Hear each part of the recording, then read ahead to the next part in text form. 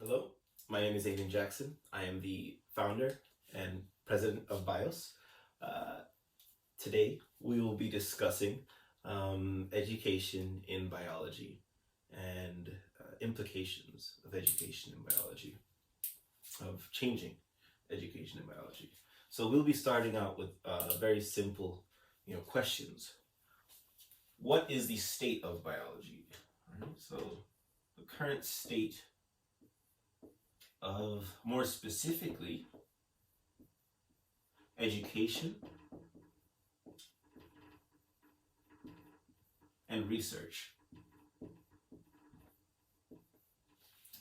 Okay, so the other topic will be what are the limitations uh, in biology currently in the biological community. So limitations.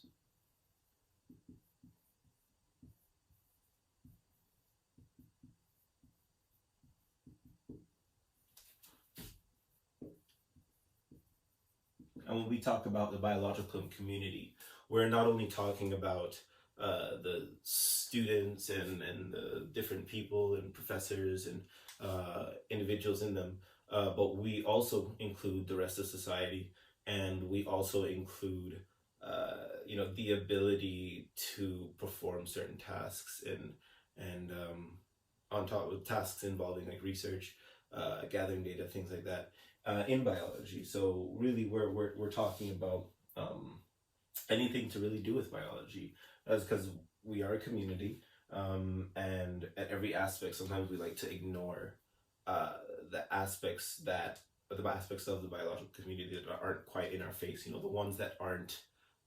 A protein isn't folding correctly, so let's figure out how to do that. A process is occurring, so let's create a molecule that can either halt that process or something that is beneficial for us. Current state of biology. So currently, biology is one of the most chosen degrees in any university, at least in the U.S. Worldwide as well. It has a lot of people are interested in it because it covers a lot of different subjects and it covers many aspects of science in general, the field of science. Currently, uh, in everyone in the U.S., everyone across the world also learns biology from, at least in the U.S., starting at the fifth grade, maybe even fourth grade level, uh, all the way up through high school. It's taught in every class. There are aspects that are probably skipped out in different syllabi, but for the main part, you're gonna have your central dogma. You're gonna have what is a protein. You're gonna have what is human, or not human, but what is metabolism. The I'll just write out the equation. I won't bother with it. But what is cellular respiration? Basic things are learned from a fifth grade level, so 10-year-old, 11-year-old level, all the way up until those children are 18. So the idea is that we develop these concepts and we build them as a foundation of their education, so that when they interface with any forward information again, or any information in their future life again, they know, oh, that's what DNA is, oh, that's what RNA is, oh, when they're talking about a protein, that's what a protein is. That's what it does. So they can gain some form of an understanding. um, uh, when you talk about state of biology in research, so as far as education is pretty standardized throughout the US and throughout the world. Yeah. So, moving on with research, state of research or the state of biological research, I should say, is we're rather advanced for how far we've come since I think the starting date of when we acknowledge publications, or at least when we started recording publications, is around mid 1600, I think 1660, 1665, which I also believe is when micrographia came out. Um, but yeah, so we've published over 50 million, 60 million papers since then, and somewhere around 50, 60 million papers since then, and it's only growing. We're at a 3%, 3.6% growth rate for biology for biological research. We publish, as the biological community, publish 400,000 papers a year, upwards of 400,000 papers a year, and that will grow. And an interesting note also to add a layer of complexity is that the average amount of authors on a paper went from 4.5 to 6.2 authors on a paper from 2000 to 2017. And I only expect that to grow further, especially as with the conversations that I've had with many researchers and doctors. They've had a lot more collaboration on their projects, and there are a couple different reasons for this increase in participation. You have the reason being that topics are becoming more interdisciplinary. You require more a molecular biologist, and you require a more experienced what is now new field of protein engineer. You might require an ecologist at some point in your research. You might require it's just kind of throwing things out here.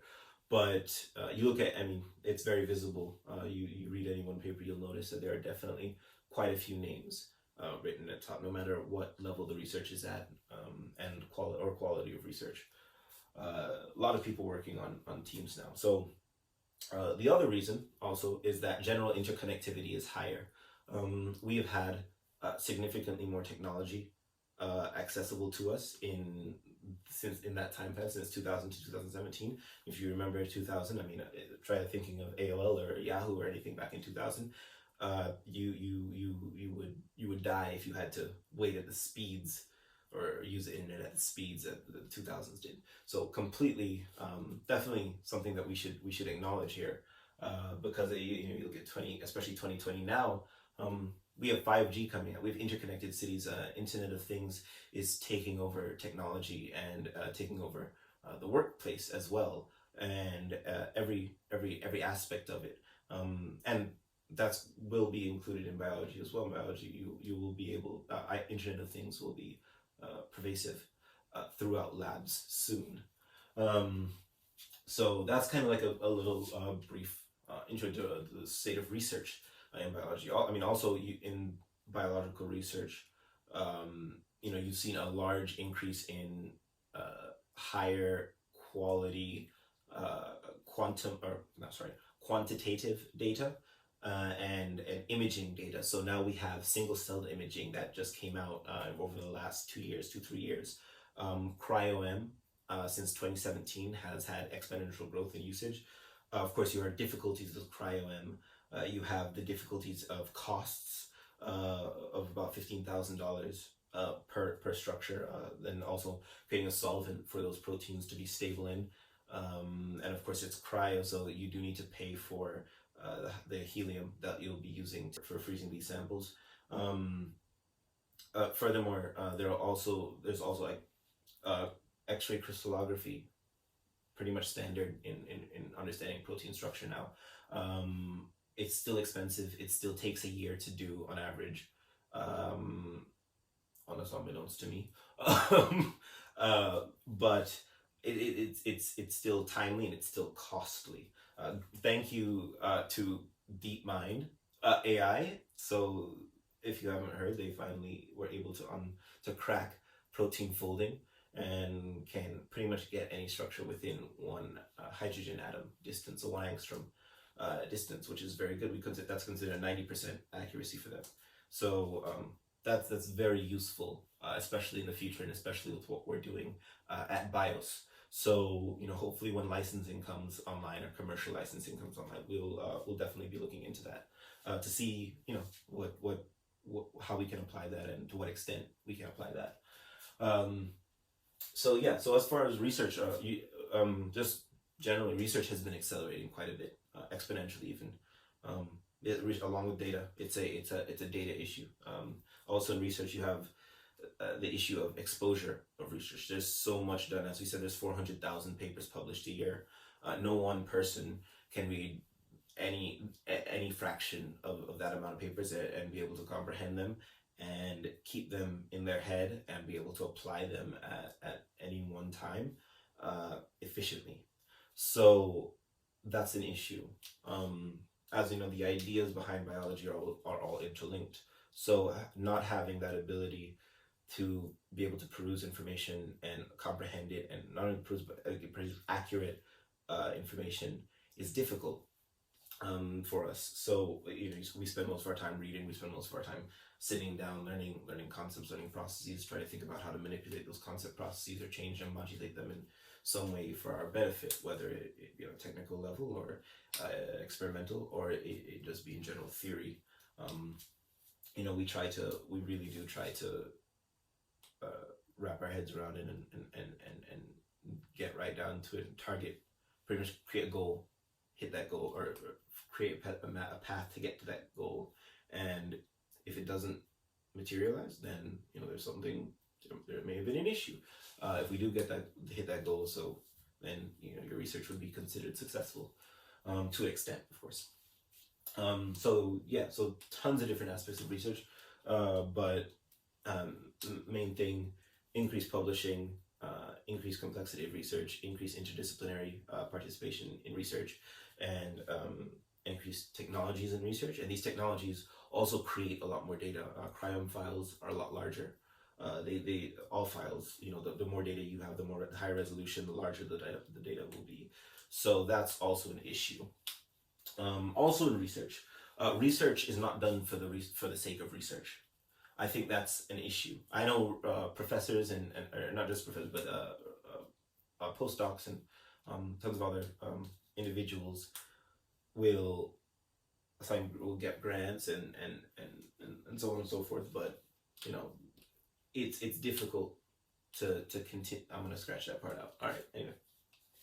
Okay, but yeah, as I was saying, so in research, there's you have a lot of different aspects to research. You have 400,000 papers being published at a 3.6% growth rate on average, and that's going to be exponential due to accessibility.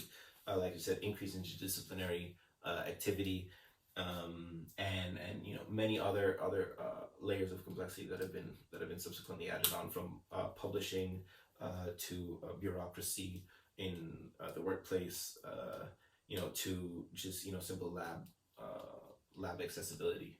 And that's where we kind of come into limitations of the biological community. And so there are a lot of limitations. We work around them pretty well, and we get through them pretty well. But there are quite a lot of limitations to the biological community, and a large part of that limitation, in my experience, as well as hearing other people talk about biology, and watching quite a few seminars, and reading quite a few articles, and trying to stay involved in the biological community. As limitations of the biological community, one of the main limitations is simply the barrier to entry, right? So everything has a barrier to entry, and for you to be competent in biology as a field, there's a couple things that you're going to need. You're going to need to understand basic concepts. So your basic concepts, replication, organism replication, DNA replication, developmental cycle to an extent. If we're dealing with, if you're in seventh, I believe it's in my year, sophomore year, you learn about human development and hormones and organ systems. It's just human organ systems, really. And a large portion of learning about that is vocabulary, processes, mechanisms, and structure, anatomy, are large portions of that. And a lot of people are not able to, when they see so much different vocabulary, and have to now relate that and relay that, it can be a lot for them. They may be able to comprehend what's going on, but to then go and kind of, in essence, abstract regurgitate that, it is difficult for some people. So barrier, as well as speaking on barrier to entry, is also just simple depiction, or dictation. Sorry, not depiction. Linguistics. Bio is very very odd. Reading biology is you do need to have as you're saying before, you do need to have a large vocabulary, and you need to have those strong bases, as you're saying, central dogma, biomolecules, your basic biochemistry, your basic cell biology theory. You need to be very strong in those suits to be able to competently read through papers. And if you are reading papers, you need to know quite a bit more. You do need to know mechanisms. You need to know proteins. You need to know kind of models in protein, or not protein models, but metabolic models that we consider to be, well, it's a model. It's a standard in biology. It's such as P53. If you're in cell biology, you're gonna learn about P53 protein, oncogene, right? Or oncoprotein. Yeah, you're gonna learn about it. You're gonna learn about the lac operon.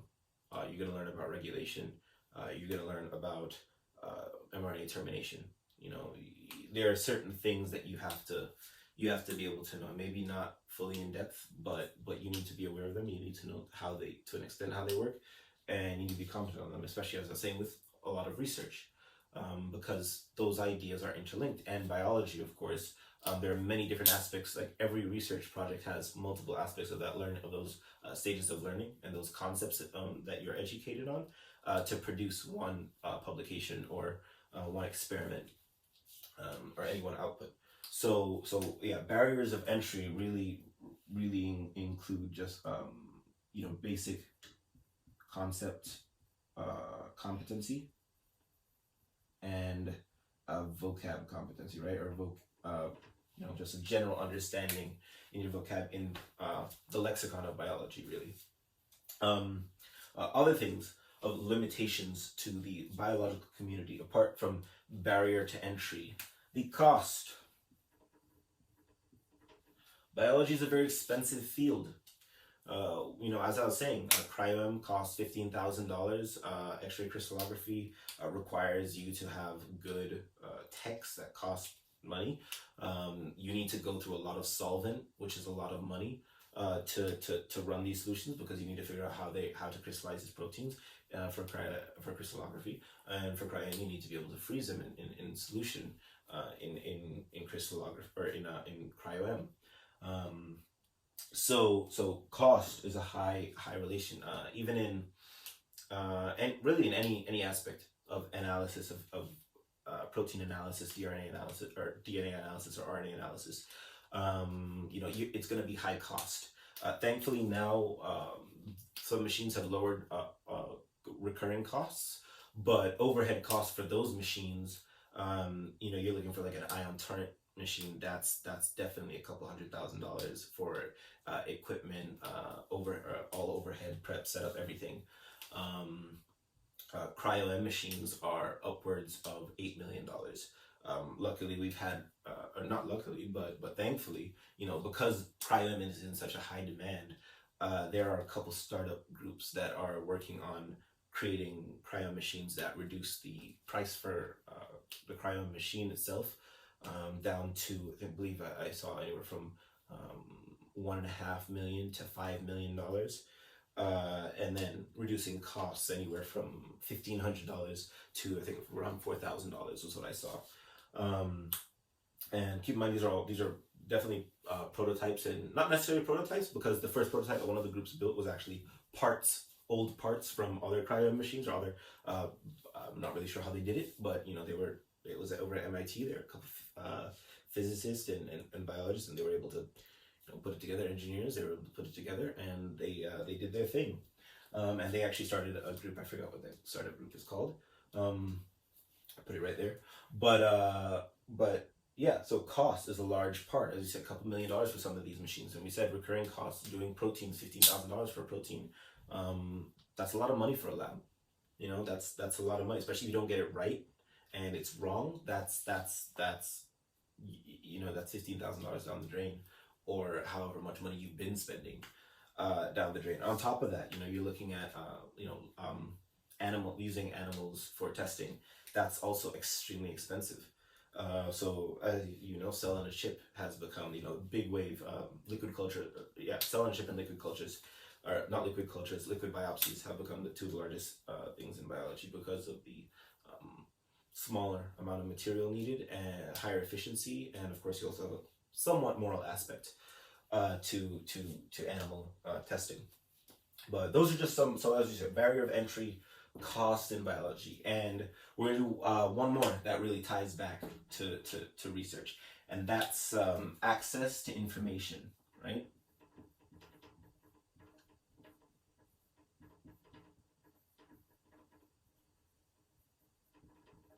So access to information in biology, as you know, like I said, 400,000 papers published a year. That access, people are not going to access that amount of information a year. I have a web or a app on my phone called Fizzorg.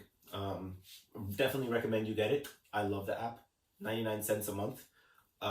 This is a plug because I love it. It's not even my company, but it's great. It actually inspired me to start my company. And Fizzorg allows you to pretty much select whatever type of sciences you're into. I have all of them come up on my phone. So astronomy, neuroscience, quantum mechanics, molecular biology, ecology, geology, all sorts of stuff, behavioral. That's also involved in there. So they publish was 200 papers a day, and I'm not reading 200 papers a day, but the fact that that's published and they have a network that can do that shows you that people are interested because they have a demand that they're keeping up with, and it shows that there is interest in people casually reading and casually understanding information in not only biology but in science overall. So yeah. It's access to information is really the most important thing. It'll allow people to, whether it's basic information that someone can't have or doesn't have because they're not in a location that supplies these books or supplies this information, or whether it's a older piece of research. I was just talking to a doctor friend of mine yesterday, 2 days ago, and we were talking about how he gets into these conversations with one of his colleagues, his older colleagues, like 70-80-year-old colleague, and he always comes up with these ideas that he's read about, and my friend had said he's never seen them before. He never read about them. He looks them up on the internet, can't find them, and a lot of from what he's understood is that a lot of the research that his friend reads is old research, very old research. So 70 plus, 50 plus years old, and some of it's still relevant today. So just that idea that you can't actually access all the information on the internet alone, there are publications that are not digitized yet, is also something that causes one of our limitations and decreases our access to that information. And if those books that are not on the internet would be, you might as well not even see them, because unless you know the books exist, then the information doesn't exist to you. So it's really about it's really these are some of the main factors in the limitations in the community of biology, and that exposure really goes with society a lot, like just general society, because people are not interested in learning about long complex words and long complex facts. They want short things that allow people to understand and comprehend what's going on in a very short amount of time, preferably the shortest amount of time possible, in the most entertaining way possible. So yeah, that kind of gives us a framework of what kind of has also driven me to make this company BIOS. So going into what is BIOS, so BIOS is biological information. OS. BIOS. So as you can see, there's a couple different names or a couple different acronyms that has been appropriated by this name. Of course, biological information OS, OS is operating system, biological information, of course. And then also basic input-output system is a very standard and old, one of the first pieces of equipment or technology that was put on, I believe it was CPUs of computers. And it pretty much just took information one way, so it's basic input-output, takes information in, spits information out. Pretty sure it just sorts it out. But that's almost analogous to what we do. So here at BIOS, what is BIOS? BIOS strives to be the standard in public biology knowledge. We strive to be the leader in standardizing visual dynamic concepts that have been articulated to us over the many decades, centuries in some concepts, such as microbiology, of like I said, concepts, organisms, processes, mechanisms, structures. We strive to not only bring that to you in the simplest way possible, so in a nice visual field with a good, well-designed UI and simple UI with a good user experience behind it, but also accurate information with consistent citations to research, and as well as a specific function that we're developing for educators, educators at every level from the 5th grade level all the way up to the undergrad level, hopefully, well, targeting undergrad level. Currently, research level is very saturated with software and programs. So, right now, and especially, as I said before, the state of biology. The state of biology is always what's happening in the future. So we really need to look at education and research from a bottom-up perspective. How is this being done? How do we educate people? How do we do research? Those are questions that are being looked at right now from a global perspective, from people outside of biological fields, from not only in biology, but in engineering fields, in fields really anything. Basic education, online education has become a standard now during these pandemic times. So basic education and research are what we're looking at to really target as our, if you want to consider the target markets, our goals. So as I said, for education, we'll pretty much be providing a system of educators being able to use a series of selectors or filters that would allow them to choose concepts, very specific concepts, or as specific as they want concepts about any one topic. So if you're discussing, biodiversity of any one population or species, or just biodiversity in an ecosystem, our app would allow you to pretty much go to that ecosystem. If let's say you're looking at Jamaica, right? You're looking at the jungles in Jamaica, the forests in Jamaica. We would transport you there pretty much. So we would have a photorealistic render with all the organisms that would be in that location in Jamaica. So we're using basic databases that are pretty accessible to anyone, as well as research using text mining.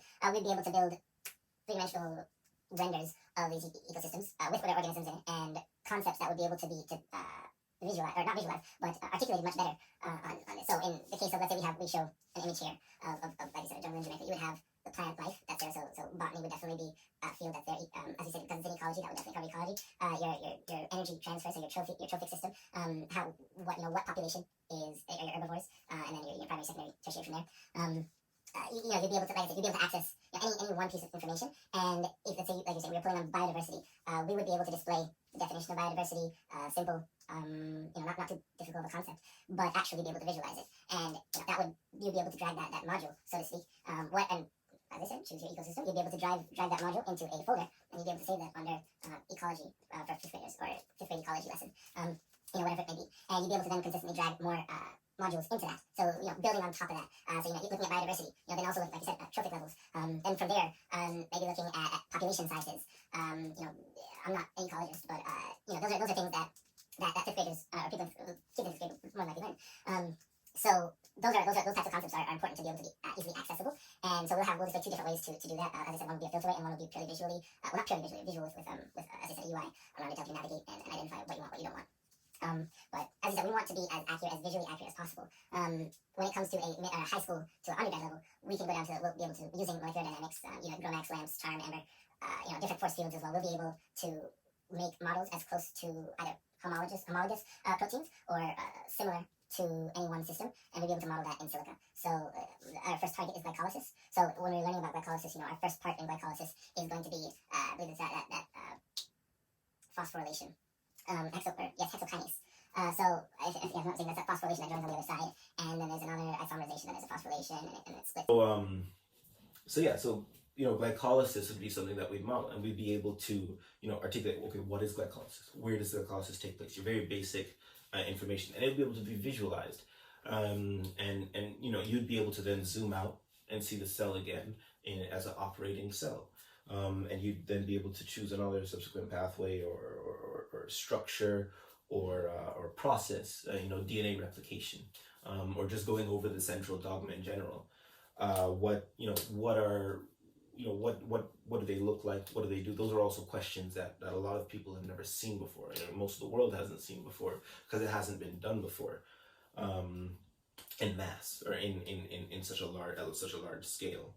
And so that's what we're really trying to do. The idea is to not only be able to articulate these concepts and processes and mechanisms and structures and theories to simply, but also in a very dynamic, visual, interactive way, and a way that makes you want to continue learning about these organisms. We'll also be able to explore and go around and see different concepts and topics that are important to biology.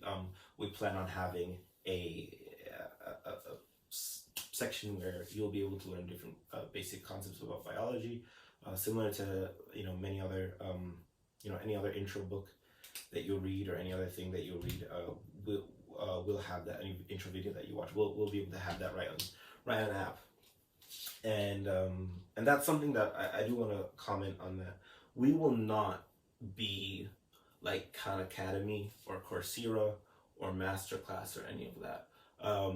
Our goal is to expose the community to as much information as possible, in as much verified information as possible, because there is some research out there that doesn't really add up, but as much quality research as possible, and as well as supporting the scientific community in general, not just the bio community. Yes, definitely the bio community, but the scientific community in general, because as our goal is to reach education, if we do reach that goal, we can charge a much lower price than competitors. Our reference material for this presentation was supposed to be Gideon. Technically, we would be competing with Gideon. They do infectious diseases information. We would want to have that, because viruses, microbes, that's part of epidemiology, and our software is supposed to encapsulate all of biology and its effect on humans as well. So to an extent, we'd consider Gideon a competitor, but Gideon offers a lot of good utilities. They also just offered ebooks where you can learn a lot of different topics as well, and that's Gideon is made by traditional scientists. That's the one thing that traditional science has not understood yet about technology. Gideon charges $119 a year and up for their subscription, or a month and up for their subscription, with not that yes, quite a bit of information, but not as much as $119 a month. That's a lot of money a month, especially for any one person to pay for monthly. So the idea is that with our access to information, we'll be able to drive down costs, and so we expect to use at least some of our profits, and our costs. Part of our costs will be supporting research, and this will be research for the sake of research, and research that will complete pathways or understanding proteins or something like that. It will give us a more complete picture of biology, and so this adds a new dimension into biology, and that's really being funded because you not because you have a potential of curing something or of doing something amazing, but because we should know it. Of understanding proteins, such as protein dynamics, being able to get lots of energy landscapes, being able to do lots of experiments where we can understand the forces at play, however many piconewtons is pulling or makes a protein unstructured, or so on and so forth. Understanding that is very important. Understand, just being able to come up with new experiments as well, doing R&D into new methods of experimentation is very important in advancing biology, and going into this new era of high throughput biology. So that's very important. And on that note of high throughput biology, that's where BIOS becomes a platform rather than just your everyday app. We are a platform because we will allow every aspect of biology to be input and output. So when you talk about editing genomes, or editing RNA, or editing protein, you'd be able to do that in the app. We would use the APIs, known APIs, Blast, Coffee, all the whole Coffee suite really.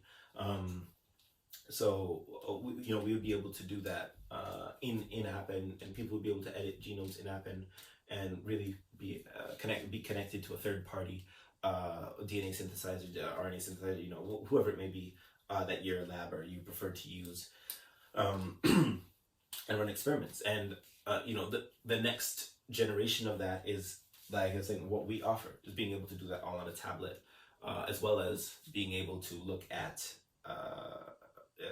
sorry, let me rephrase that.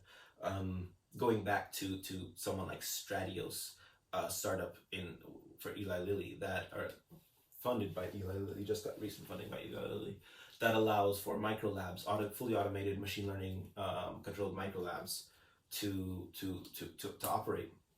And something like that, where you take out the human factor, you reduce the volumes that you're using, you increase fidelity of your information, because not only are you putting in experiments over the web into a machine, you're putting it into a neural network. So neural networks will now become more proficient at maybe even understanding what next steps would be best for any one problem in biology. So definitely keep an eye out looking for Stratios labs, and I'm sure they're probably not the only ones. I think I've seen one other microlab or automated lab company, but those are definitely on the horizon in the next 5 years. So that's also kind of what we're trying to meet up with, because that, like you said, the access to information is not there, and the barrier of entry right now is so high for a lot of the population. So we strive to lower that barrier of entry. We also strive to increase that access of information, and we also strive to get people interested in biology. Everyday person, you'll be able to go on our app. You want to see a blue whale swimming in the ocean, right in front of you. We have that for you. You want to see monkeys in their natural habitat, all that footage that Jane Goodall has. We'll be able to animate monkeys and make them perform known behavioral habits, not just automated, but known behavioral habits. Sort of like your if you were to think of a NPC in your video games, not you can't play with them. They're non-playable characters, but they're programmed to act in a certain way. When you walk up to them, they say hi. When you slash them or something, they react. Similar things. So there's a lot we can do. At least a lot more that we can do on BIOS than any other biology knowledge base, and because of that, we plan on being a large source of funding for research, and a large source of education, or a primary source in education, not primary source of citation, but a primary source as when you think of biology, or when you think of any concept, you think BIOS. And that's the goal. That's our goal at this stage. Last question is, what is the future of biology with BIOS, right?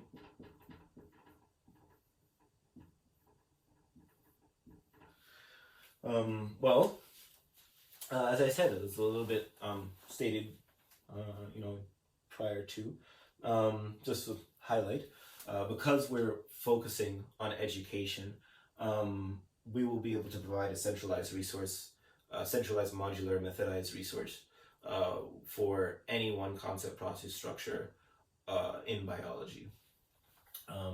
When it comes to research, currently we're not focused on actual research grade software, because, like I said, it's a very saturated market and it's costly.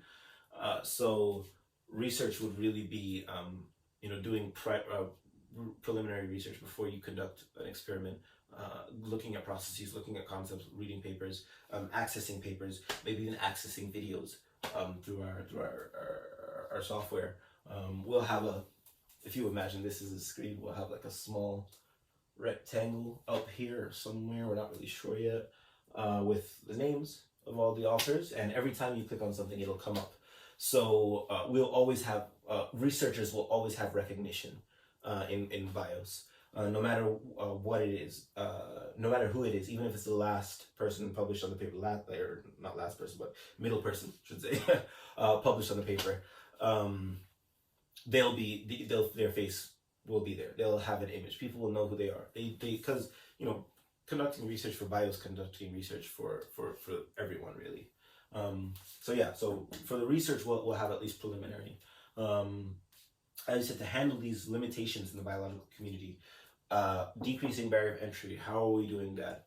We're increasing the visual learning aspect of biology, which is what biology really is. Let's be honest. It's structures and organisms overlaid with concepts and words that we've used to depict these things going on, but they go on whether or not we describe them. Going back to having those basic concepts and basic vocabulary skills. Also go back to education, so that's what we'll be providing.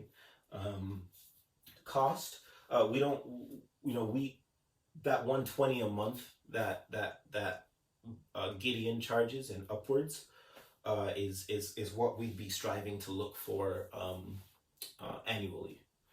So the real reason is because, like I said, we want to decrease that barrier of entry. At $119 a month, a kid in Brazil cannot afford that. A kid in Jamaica cannot afford that. A kid in and really a kid can't afford that. Period. Many kids can't. Many adults can't afford $119 a month. That's a lot of money to spend on something that, even if you're a botanist, you spend a lot of money on your flowers already.